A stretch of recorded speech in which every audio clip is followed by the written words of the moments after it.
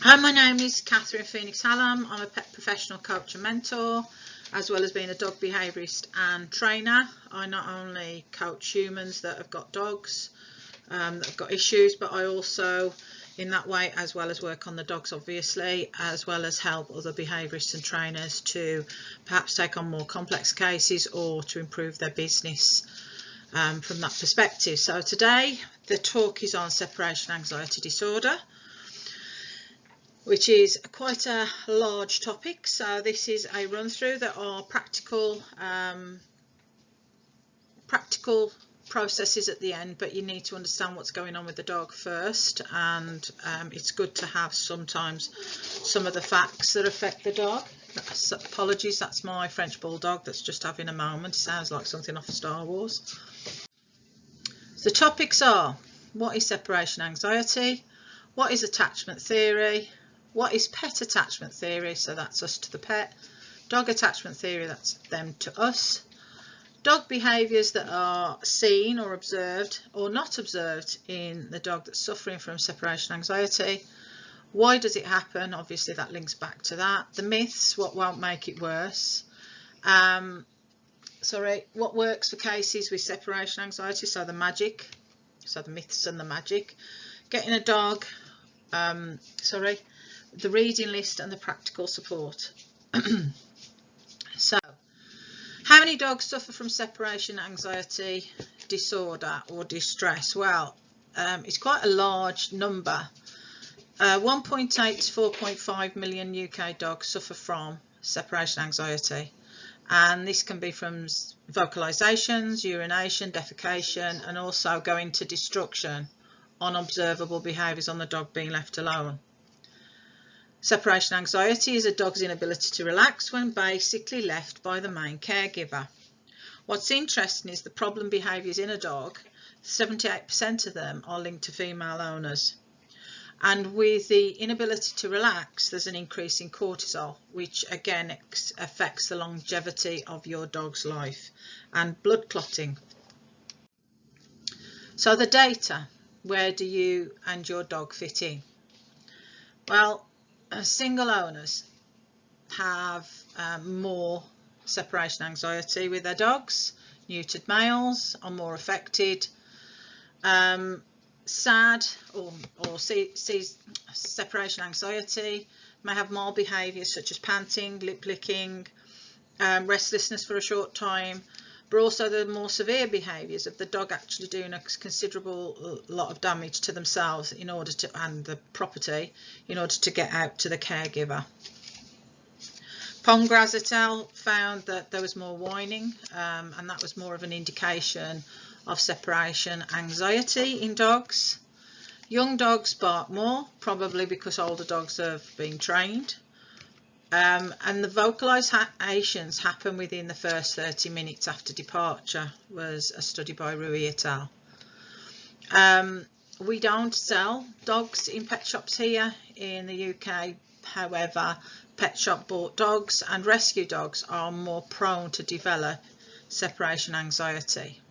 With crossbreeds, more prone than pure breeds, with the exception of cockers and dachshunds, and there's a phenotype for that.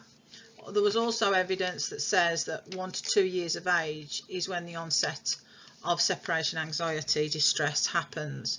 And when you consider, especially now everybody's going back to work and we've got lockdown dogs coming into rescue, we've had a slew of between 1 year and 2 year old dogs as foster dogs here.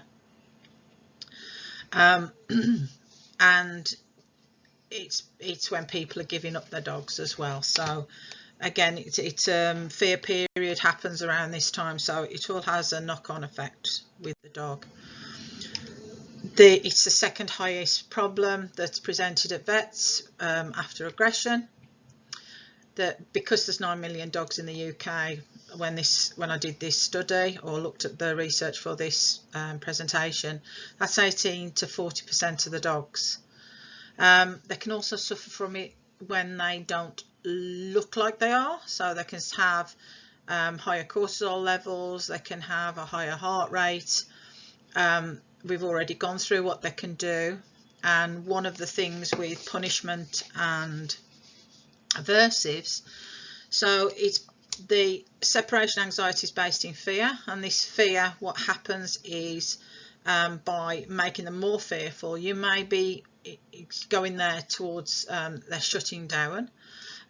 So the behaviour stops because they're shutting down, but also what happens is you're actually making it worse, and there may be other fallout from it. So there might be other issues with the dog if you don't address this in a kind, caring, gentle way, with positive reinforcement. There was a study done, not that I talk about positive punishment, but it's worth mentioning here, that if a person uses positive punishment, hitting, whatever, or an action with a dog, and they only use that method, that dog is very clear on when it gets it right, because of when it gets it wrong, it gets a... And when a dog is with positive reinforcement, a dog is very clear when it gets it right, because it's usually marked or reinforced with food, play, or affection, or a toy, or something, or access to a sniffing area, or access to what it wants to get to. So be mindful that there was a study done, and it was the mixing of methods that was the problem. Not that I advocate for positive punishment. So dogs aren't doing it to be mean. It's not a personal thing, you know, when they chew on your best leather furniture, as we've got here, that's held together by duct tape. They're not doing it for personal, against you personally. What they're doing is they're trying to cope with you not being there as their attachment figure. And what I also found interesting was 64% of the dogs without separation anxiety shadow or follow their owner, and it was only 84% with those that had separation anxiety, so there's a 20% difference. So what is SAD? Separation anxiety is an anxiety that the dog feels when it is unable to access its attachment figure. Then the anxiety builds to fear. The fear could be frustration it goes to, and then rage because it can't get to it, but it usually leads to panic. And that's where panic can result in defecation, urination, the vocalizations, and also the destruction.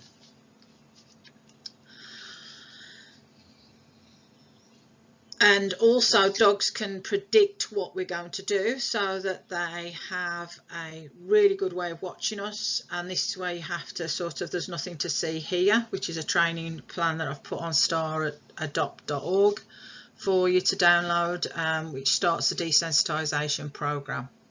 Then there's isolation distress, which is the dog feels that it cannot cope when it's alone, which I think explains itself. And then there's hyper attachment, which is explained as one person out of a group of people that the dog cannot cope with that, and this can be a child, let alone an adult. There is some disagreement in scientific journals as to this being an actual problem or an actual label, and that's up to you to decide on reading. And then separation frustration, the dog gets anxious as it feels that it's missing out on the action, and this was really good. We had Freddie, a foster dog, that came in, and my dogs are all fed together, you know, and I've got a large group of dogs, and any dogs that aren't ours are fed separately. And this allows our dogs to eat as a family. And then what happened with Freddie being a foster dog, lovely spaniel, blind in one eye, got an epileptic problem, or suffered from epilepsy. And what happened, which was less when he was with us, which was good. What happened with him is he was fine initially, and he'd eat and demolish the food and clean plates and all that, and he even had the pattern off the plate. But what happened after a time is, and he was here for a while, is that he was then seeing himself as part of the group. And in order to keep my group nice and calm, because they know family dogs and they're very tolerant of family dogs, but when a foster dog or a dog that's visiting happens to think they can go into their bowl, that's when issues occur. So, you know, I don't want to eat when I'm stressed, and I don't like my dogs eating when they're stressed, so we keep that to a minimum.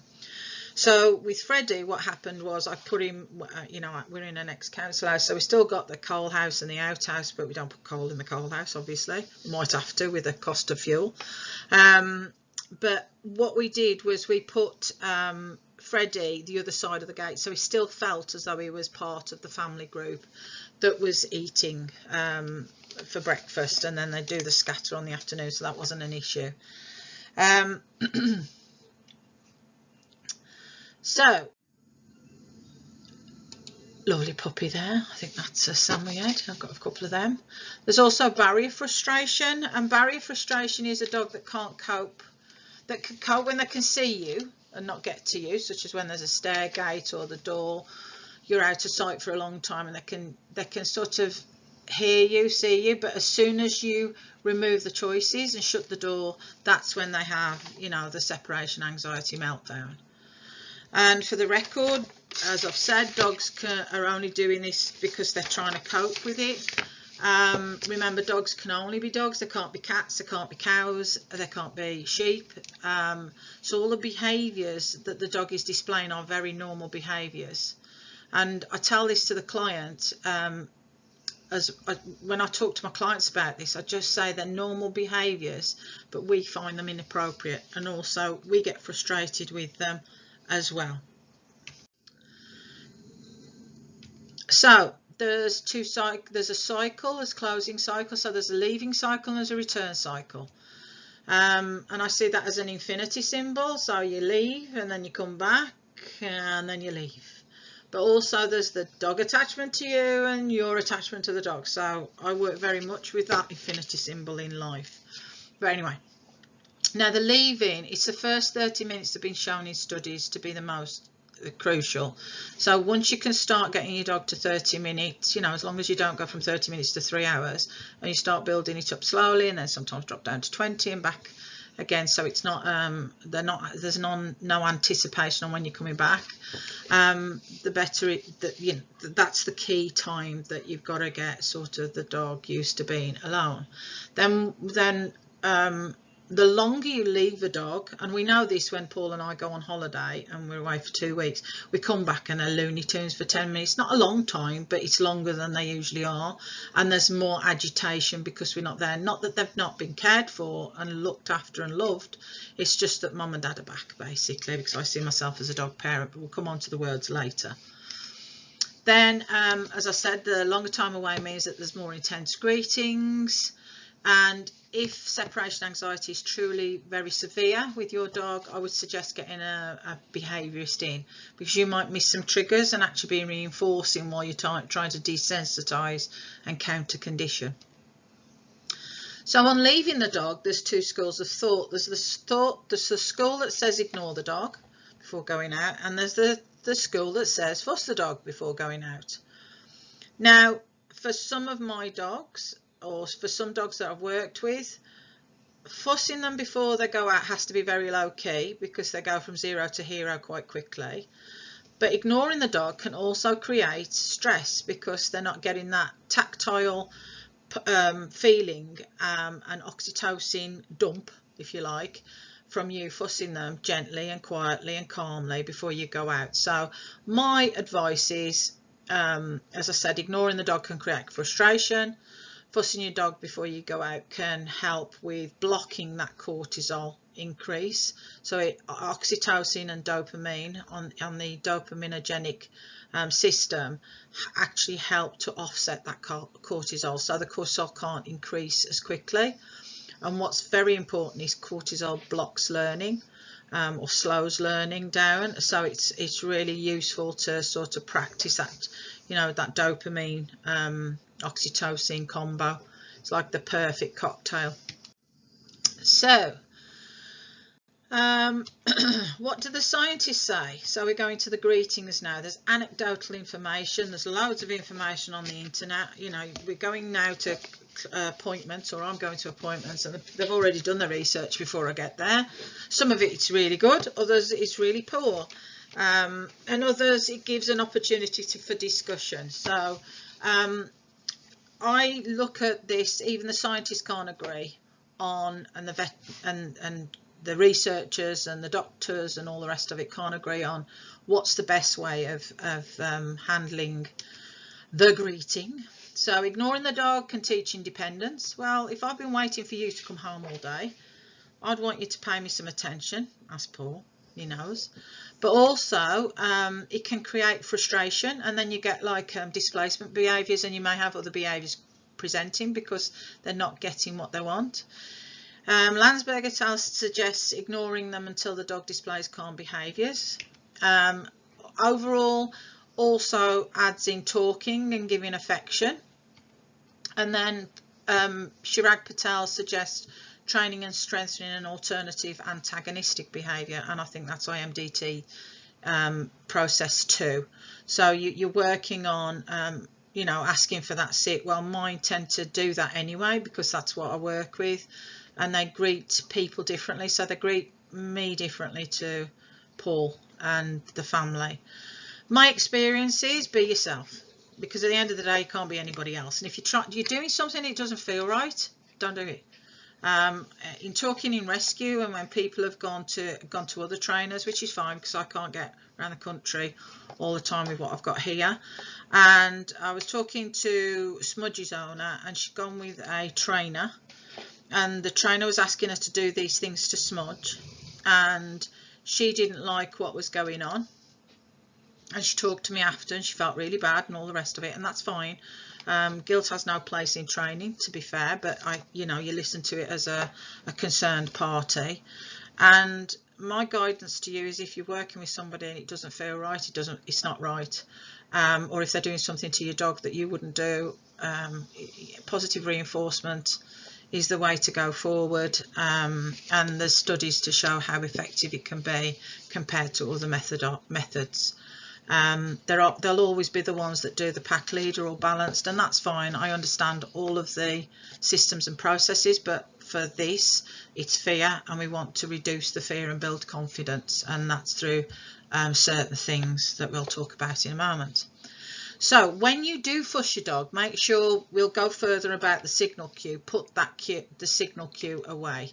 And as I say, I don't allow my dogs to jump up me because I've usually got little people in my arms. So let's look at the myths. These won't increase separation anxiety. So letting your dog sleep on your bed, feeding your dog from the table, improper crate training, lack of structure or discipline. Now, if any of you read Barbara Colarosa's How to Raise Your Kid Without Beating Them, I read that. You know, my eldest was a bit difficult. Really good. She talks about the brick wall, the jellyfish, and the backbone. The jellyfish is laissez-faire, everybody can, you know, do what they want, and it's the creativity of the child. And then there's the brick wall, which is sort of more structured to Sergeant Major-ish. This is the rules and there's no flexibility on it. And if you think of a backbone, or what our backbone does in the body, it's very flexible. It goes with what was needed at the time. So although there's a structure that's hard and not movable, which is the bones, the ligaments and the cushions in between the bones, the vertebrae, the intervertebral discs, and the surrounding spinal fluid all work together to make it quite a flexible structure and able to take a few knocks and bumps. So try and work in the backbone with your dogs if you can. But it says that lack of structure or discipline in the studies doesn't affect or doesn't increase any separation anxiety with your dog. Talking to your dog. Now, I do go to people and the dog is their only company, whether the spouse has died or the children have left home and mom's on their own or dad's on their own. So they talk to their dog a lot. Their dog is their companion, and the dog gets that feedback that this is what they need. You know, she's talking Russian, but it's okay. I'm here. I'm listening. Failure to obedience train. So that doesn't have an impact on your dog. It might have an impact on my life if I didn't do that here, but it doesn't increase because you haven't done it. And then pack leader, please don't make me explain this. It's a debunked theory. The person that brought it to hand, and it was based on wolves, and wolves and dogs, although they're similar, work slightly differently. I'm a dog parent, or I'm a dog companion, or my dogs are my companions, or I'm a guardian. I don't mind those words, but I'm mama, dog mama. Dog suffering from abuse does not impact on the severity of separation anxiety. It may, if there's fear because of abuse underneath, it may have a relevance to it, but it doesn't make it that it happens. The dogs either do or they don't. Taking your dog on trips with you does not increase separation anxiety. Having another dog will not solve the problem. Some people that I've worked with have got another dog and they've got 2 dogs now with separation anxiety, or the one dog has set the other dog off, and you've got this, they then have unwanted behaviours. So there's a lovely child with a dog, lovely bond to see. The style that we use with our dogs is very similar to parenting, which I'll talk about in a minute. The neuroendocrinological processes, the nerves and hormones work very similar to what we feel as a child.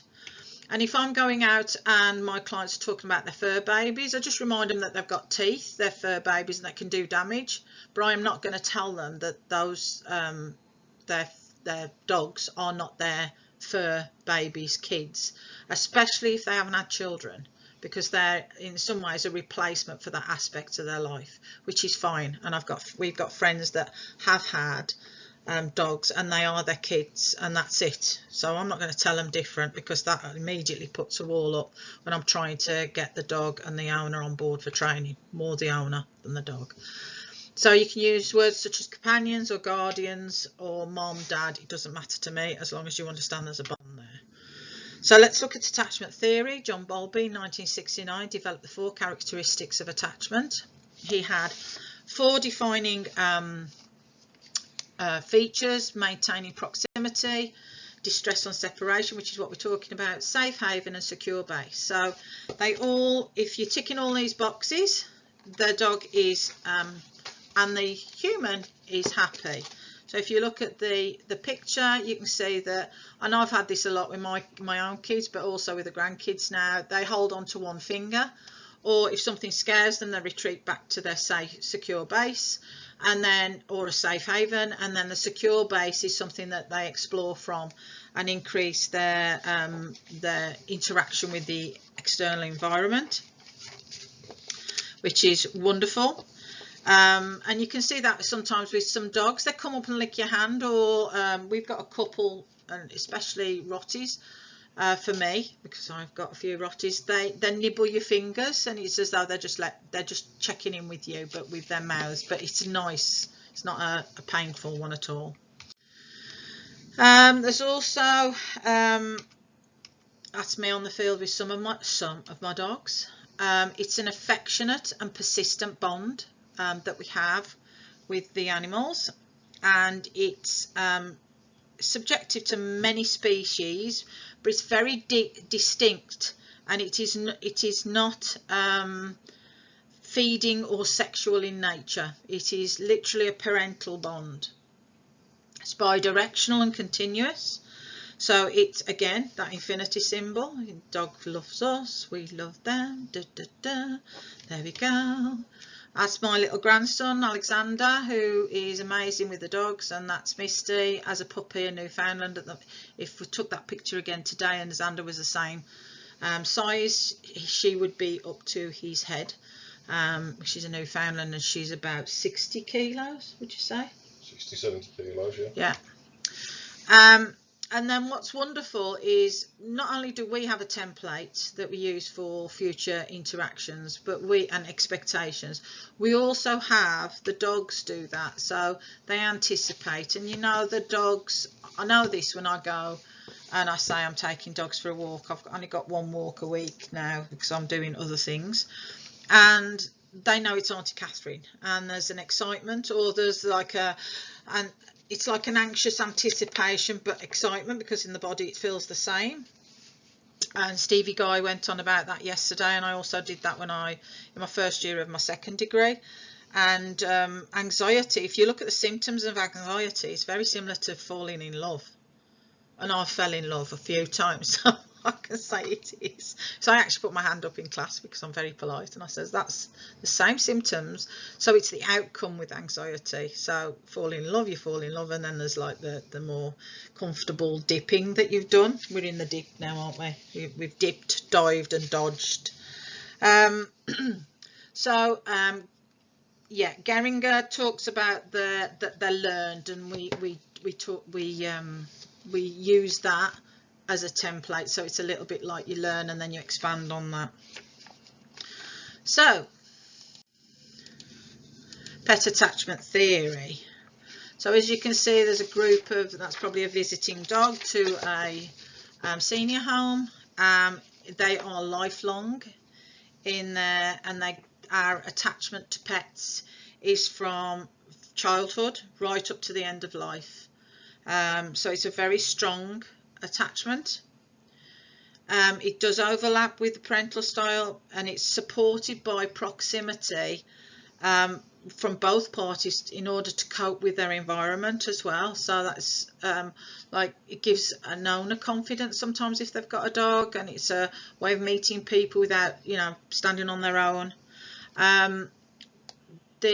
There is a stroking, as we know, and talking to pet dogs increases oxytocin. Eye contact increases oxytocin. But what is also important is that by talking to our pet dogs, not only increases oxytocin with the human, it increases oxytocin with the dog, and it reduces blood pressure and reduces cortisol in the human, and it does that with the dog, but it doesn't reduce the blood pressure as much. It wasn't as significant, so it wasn't statistically significant in dogs. So the main chemicals, so just so that you understand what's going on behind the dog, so it's like what's inside the dog, because we can only view what's outside. Is there's two chemicals in the that usually are used here, and it's the oxytocin, but both in humans and in dogs. Stevie Guy did a wonderful talk yesterday, April the 2nd, so if you can go and have a look at it. And she did a talk, and she actually broke down the brain, which was wonderful, because I hadn't thought of that, and so it was fantastic. And she talked about how the bodies are similar. Well, I knew that. You know, I've got my anatomy and physiology books. I've taught anatomy and physiology at the college, and I knew that, and I knew the chemistry was very similar. Obviously, you know, they are a different species, so there is that. However, they do work on the dopaminergic system, and dopamine is what we use when we're teaching a dog to seek something. So it's the seeking of it that is actually really innately reinforcing, and then the food is just a reinforcer at the end. But it's the seeking of it that is strong in everybody. It's like people seeking to watch this. You know, you're going shopping for a dress, whatever, you're going shopping for shoes, you're going shopping for a jacket, a hat, Paul shopping for motorbikes.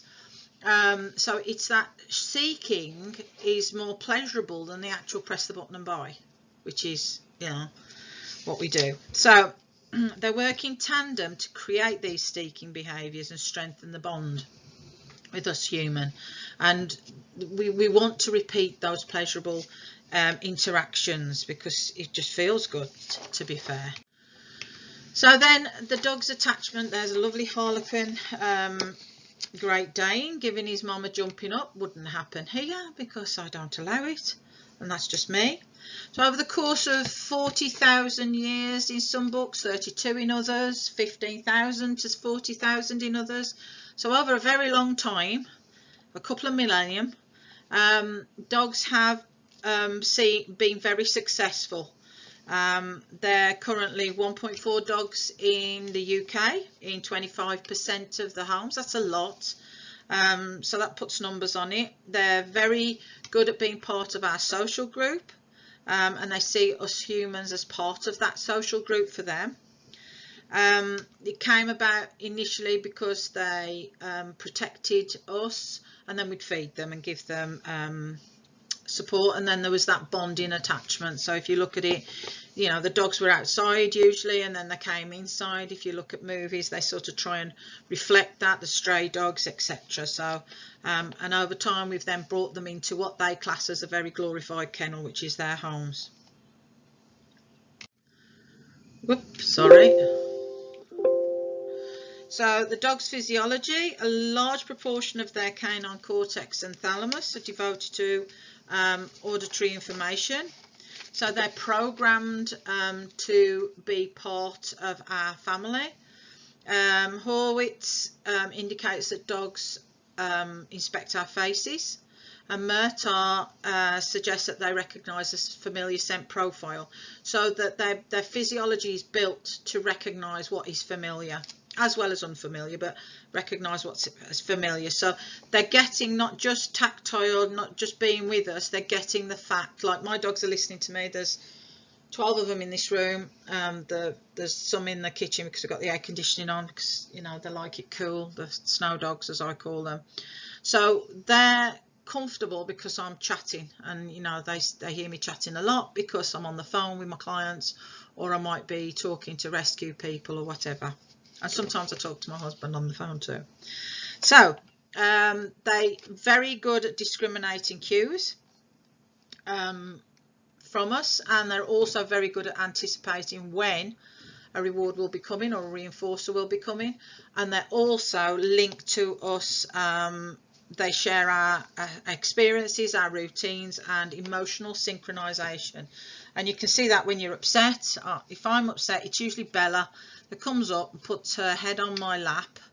The others are watching her. I've watched this. The others are watching her and thinking, right, if mom massages her ears, because that's soft, she's got the best ears in the world, she's a Rottie, she's got these lovely soft ears, and that calms me down, because again I'm getting oxytocin and dopamine.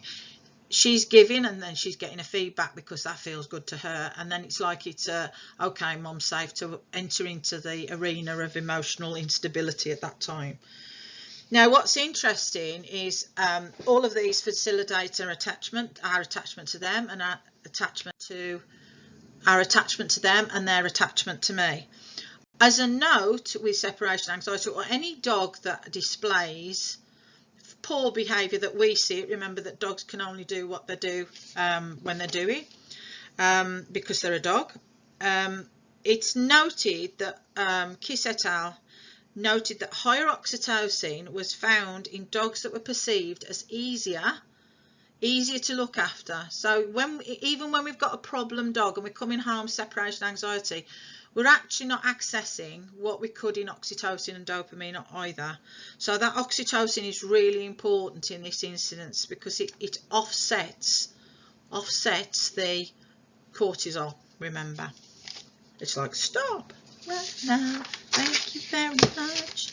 Anyway, bit of Spice Girls there, got to do it. So we go to dog behaviours. This is a 12th dynasty picture of a dog in Egypt, and some greeting behaviours, some behaviours that the dogs, muscle nudges, etc., were part of how they got evolved to be part of the family.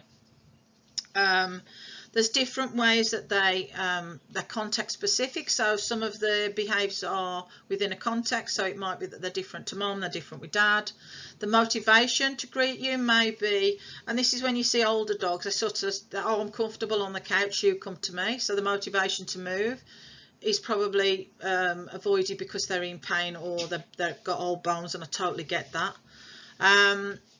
Their behaviours are linked to the stress of the dogs being left, so that you'll have a higher greeting, the duration, as that says, intensity. Again, relationship with the owner.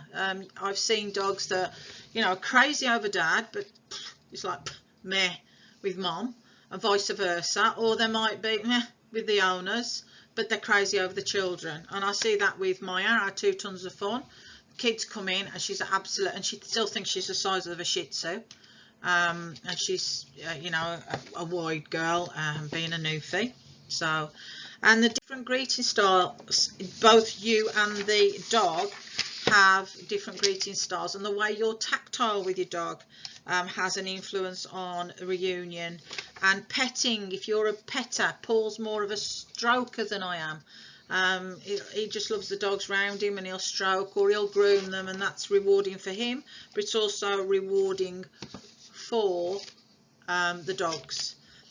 Just as a note there, female dogs tend to jump up more than male dogs, and little dogs or large dogs are 3.2 times less likely to jump up compared to smaller dogs. So that's just on the when you return home. So be mindful of that when we're going to put the leave cue in, because that's important, that if you're working on that now, that they're not jumping up you so much, it'll help them cope with you coming back. Because I don't mind the kangaroo jumps, but I don't want them jumping up me. So there's also interventions. Oh, sorry. So there's the this was done by London Jorgensen.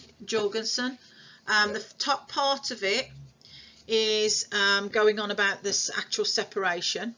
So that's there, and you can see the whining, barking, hyperventilation, elimination, escape.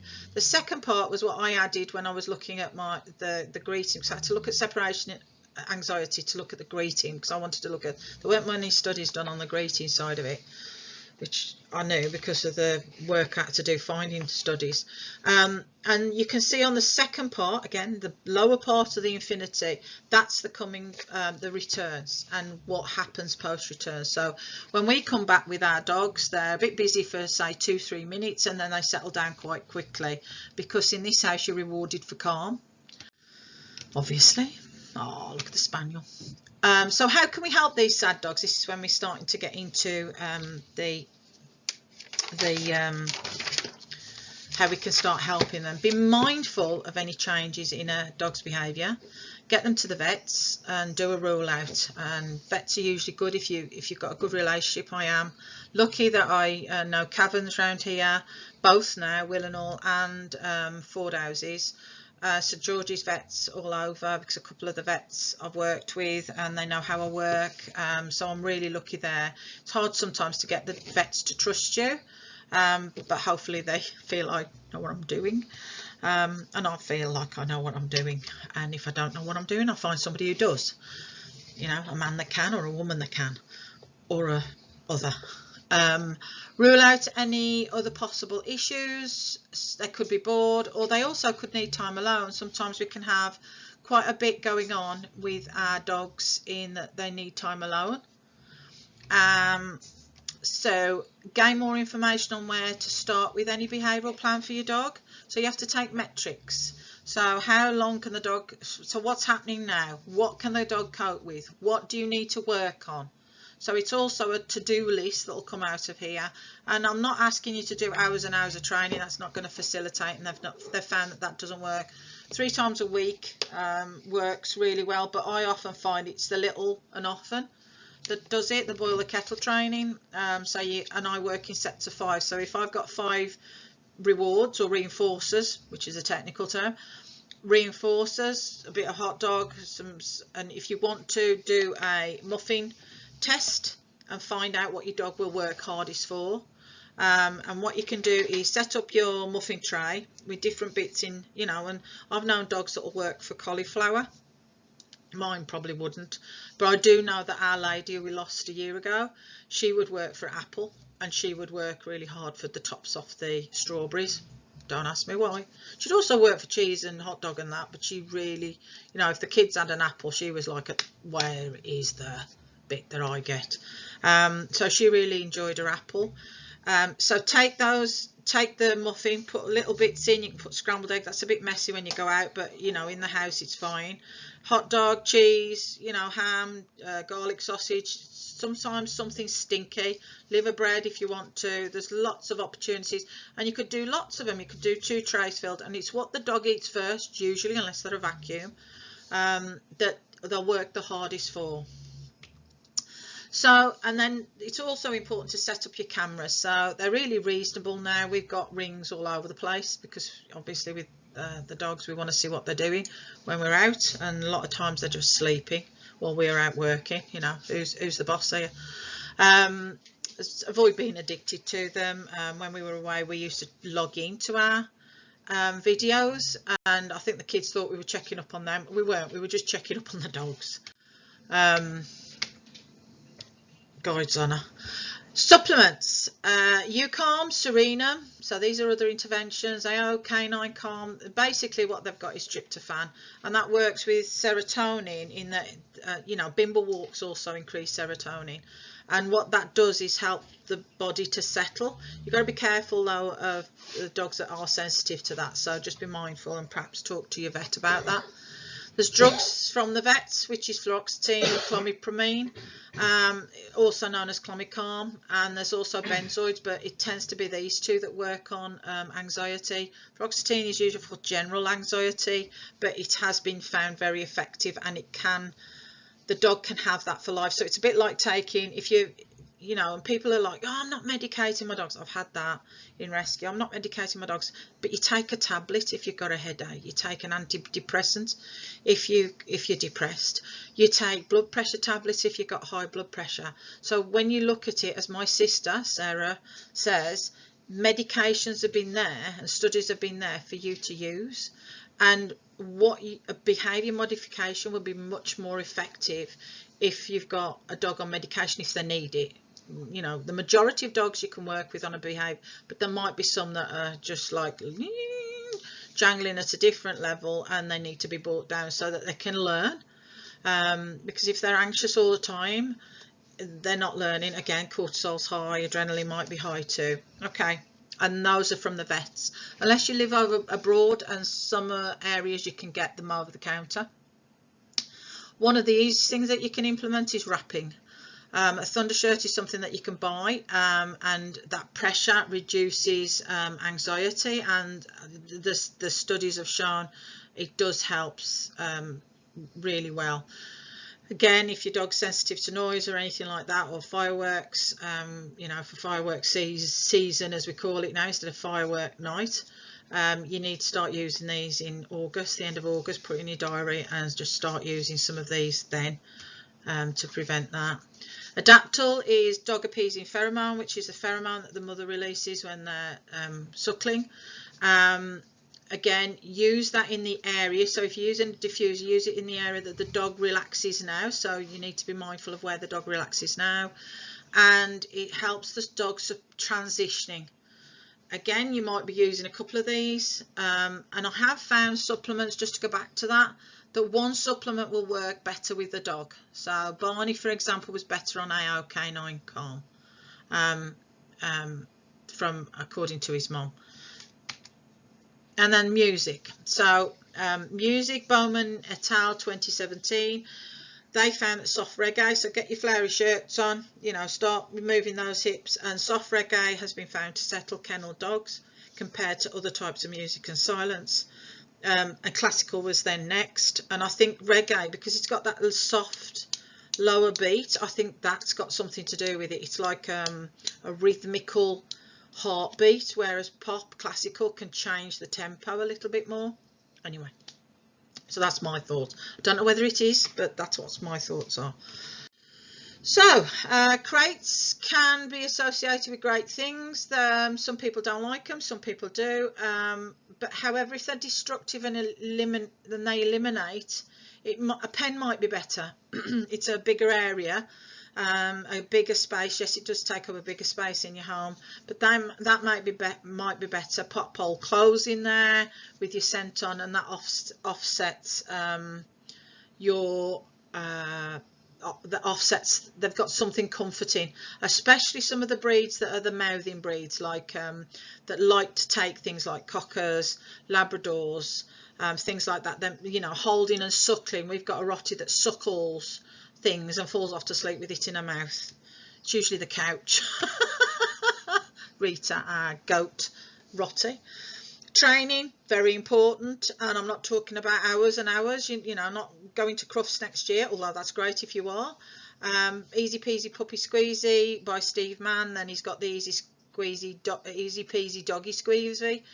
Chirag Patel's videos are good. Kiko Pup's videos are good. My training plans are on staradopt.org. If you want to download them and follow them, if you've got a problem or a question, just, you know, get back in touch with me. So that all the things I'm talking about will be available on there.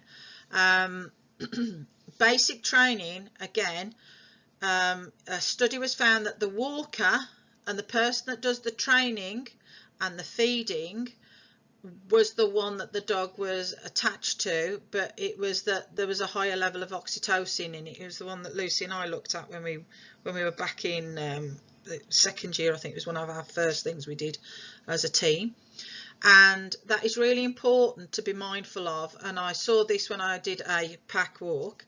over Walsall Arboretum. And the dogs that obviously I was walking in the week at that point were all walking around me, not around their mums, because I'd done the training with them, because there's a certain standard I like my dogs. You know, I didn't charge for training at that time, I probably would now, but I did the training with them, so there was a deeper bond with me. So they were like round me, not with their mums and dads. It's quite funny. It's nice, but funny. So, sleeping. So this can be, sleep is really important. What's their names? Oh, it's just gone from me. Von Reinhardt and Volts, I think it is, did a study, and your dog needs 17 hours of sleep a day. If they don't, and obviously there are dogs that need less, but in the main they need good sleep. Now if you've got and we've had Cypriot dogs, and we, you know, Lucy, Paul moves, she's up. That's a deep sleep, and then she's jumping awake, so that's not good for a system. So it's better if you just say it's loose, that you call her, so she comes out to sleep nicely, and then he moves, and then she can anticipate what's going to happen. So sleep's very underrated. I know that if I don't get enough sleep, I don't cope the same. Although I'm very good at going sleepless nights with all the little people that I look after. So, you know, I stay up looking at them while they're sleeping, little angels. But there's, you know, you don't cope the same, you don't think the same. So our dogs, again, because they've got the same anatomy and physiology as us, also respond appropriately. So there might also be dogs that want to, you know, are always on alert because of they've had to be wherever they've come from. So again, observe your dog's sleeping habit. You know, look at when they're in a deep sleep. It's really good for that. And again, you might use essential oils. Be careful which ones you use. If you need to talk to me about that, as I'm a qualified aromatherapist, I can help. There's also enrichment that you can do, ditching the bowl. Not for every dog, but the dog earns their food by searching for it. Remember, that's seeking, very good for the dog. Scent games, seeking food bits, you know, around the house. Hoopers, talk to Carrie Ann, she's brilliant. And they can suffice. As you've got the barrels as well, and the barrels, you could use just those pop-up laundry baskets with a bag of sand in the bottom if you want to, if they're blowing over. Brain games for dogs are very good. There's toys that you can purchase, but you can use old flower pots. You can use any, you know, we use the pallets. We put it just underneath the pallet, and they've got a sort of screw up for it, and they're using their brain, and it's the seeking that's rewarding, not sometimes a reinforcer that's as rewarding as the seeking for something. Kongs, you've got all sorts. You can get a couple of them, frozen Kongs. However, I will say that when I'm dealing with separation anxiety, the dog will have all these Kongs, this treat, this chew, this.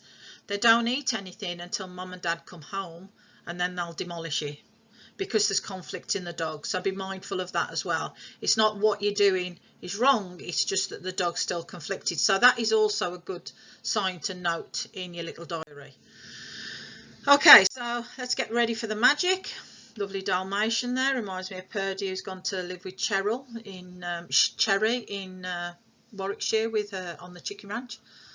So what is really important is videoing all your departure cues, to write them all down, such as picking up the keys. So if you video it as though you're going to work, or out or to the gym or whatever, video it, you'll know what then to desensitize the dog.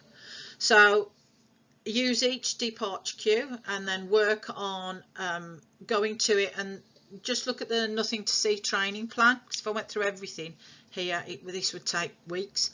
And relaxation to mat, and you'll need a new mat for this. So nothing to see means you go and jangle the keys, pretend to go to the door, whatever, and then you put the keys down and just walk away. So the dog goes, oh, you're leaving. Oh, no, you're not. So again, just make sure that you're giving the dog time to recover from those that desensitization. And desensitization is, oh, there's a spider 20 foot away. I haven't had any reaction, which I wouldn't because I like spiders. There's this, I mean, clowns I might after watching it. There's a clown 20 foot away, and then like nothing happens, I'm low threshold, you bring it closer, still low threshold, and what you're getting is a repetition that there's nothing bad happens really. So it's like the thing can get closer and your sensitivity is still very low. So there's also massage strokes. As a qualified massage therapist, there's your effleurage, which is nice smoothing motions. There's a petrissage, which are thumb, fingers, knuckles, and then there's the tapotement, which is that one, which is percussive. So like I do fingernails, which is why I got, you know, I use my nails, which is my only pretty thing, on the dog, and they love that. And it's very simple. It does the massage in your skin and in the dog's skin at different levels of sensory nerve endings, and so you hit different senses or different parts of the system. So if you're punched, it's gonna have, you're gonna have more of you know, deeper structures that are injured or deeper structures that are stimulated. Whereas if you tickle, I don't like being tickled necessarily. I don't mind a tickle scratch. So that's showing you what I like, a little bit of pressure in that tickle. Tickling really annoys me. You know, one of my idiosyncrasies.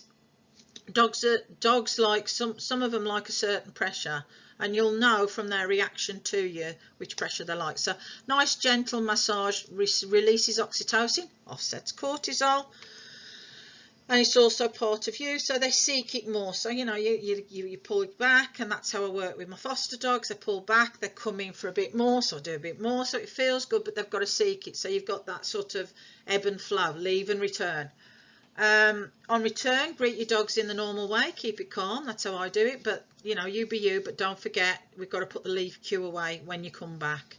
And also dogs can hear you and smell you before you get to them, and I have watched on videos where the dog's actually eliminated, poos warm, wheeze warm, when the owners are coming in. They've been clean for the whole of the video, but it's just as they're coming, and that could be that their anxiety is increasing. Again, anxiety excitement and anxiety fear can look very similar, and they've just got to defecate because they've waited so long and they're so excited. So yeah, look at that. So that's where videos are really important. And I know my dogs hear Paul coming on the motorbike when he's going to work before I hear him, because of, we've got a little Chihuahua that's like a radar. She's got ears like a bat anyway, but she's on radar and she hears him first. And then when in training phase, try not to leave your dog. So you know, if you need to get a sitter or family member, that is really useful, because then your dog can cope with not being left alone. You're not offsetting it. Sometimes you can't do anything about it and you've got to leave the dog. So let's look at the leave signal. How we train the dog with a leave signal.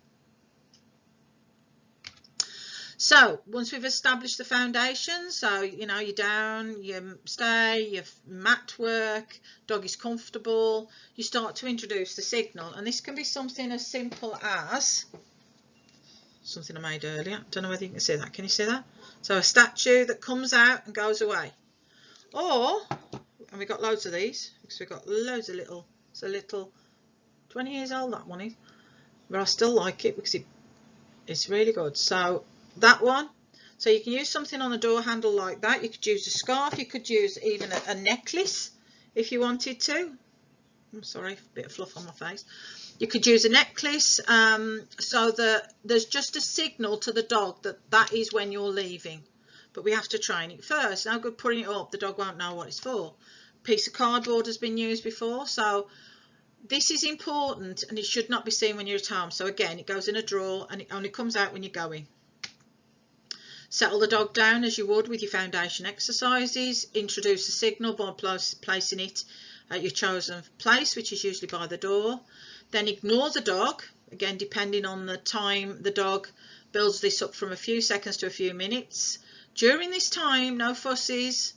Even if they seek it, no fussies, avoid eye contact. So again, you have to work with what you're comfortable with, because the more you do it, the better you'll get at it, because it's going to benefit the dog the longer that you can go without it. You can fuss them like Billy-O when you put the signal away. So it's delayed gratification. and I'm good with that because that's good for you. Remove and put the signal away, and then fuss your dog based on your personality, the dog's personality, and obviously your relationship.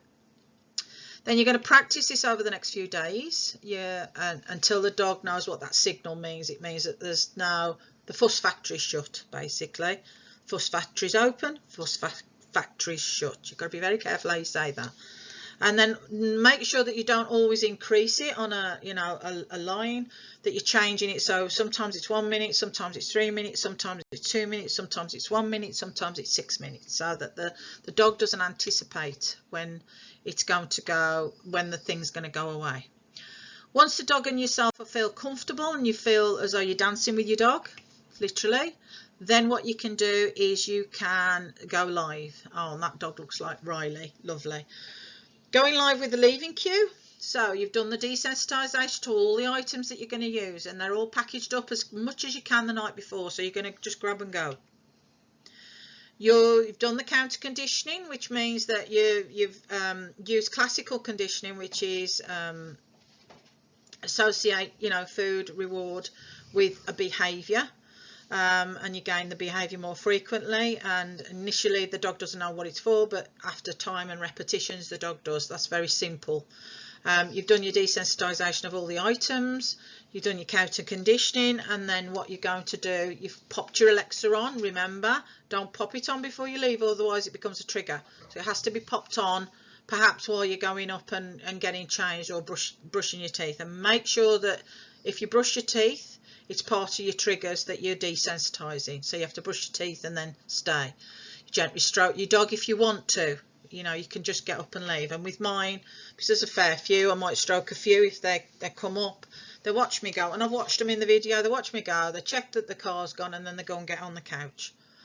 Put the leave signal up, grab your bag, calmly leave, no rush. Check your camera. Leave your dog for a few seconds or a few minutes. Try and return to your dog. So this is like your trial runs. Try and return to your dog before your dog shows any distress. And then when you do come back, so this is your separation. Then when you do come back, you're going to put the leave cue away before you give any attention to your dog. Then you can have a party. If you're going to repeat that, you need to then greet your dog calmly, because you don't want to up them to then leave them up. So you don't want to shake up their snow globe and leave it shook. You want all the snow to have settled. So that looks like our Rita. There's another protocol that are from Chirag Patel back in the day when I did some training with him.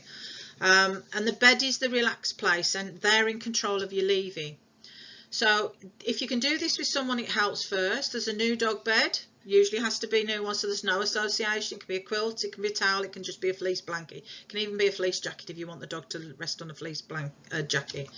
You're going to do it in a different place to where destruction or mayhem's been done by the dog, so that they don't have any associations with the place. And you're going to start treating the dog. Again, go back to that muffin. What is the dog going to work for? And try and do the top 3, so there's lots of interest. You're going to toss the food on the bed. It might be that our dogs will work for kibble, but in this instance, if I was trying it, it'd be cheese, chicken, ham, only a little bit. Ham, what else do they like? Garlic sausage, hot dog. They love hot dog. They always know when I'm going out training, they always check me back that there's any spare left over. So what you're doing is you're associating the bed with a feel good, but you're also going to be using a seeking activity, that they're seeking the food, so it's keeping them calm. So you're using their nose, the seeking action, the seeking emotional pathway in the brain to keep the body's physiology calm and the brain calm. So bed down, load with treats, keep loading with treats. If one person can do this, or you get very good at, I grew up in pubs with my mum and dad, so my darts is pretty good, so my aim is pretty good. Just ask my clients. Boom, there you go. If one person keeps loading, mum or dad gets up and steps away. So we'll say dad in this instance. So mum's loading the bed, dog looks up, you stop. So dad stops. Other person tosses more, mum tosses more food on the bed, dog returns to seeking for the food and having a munch out.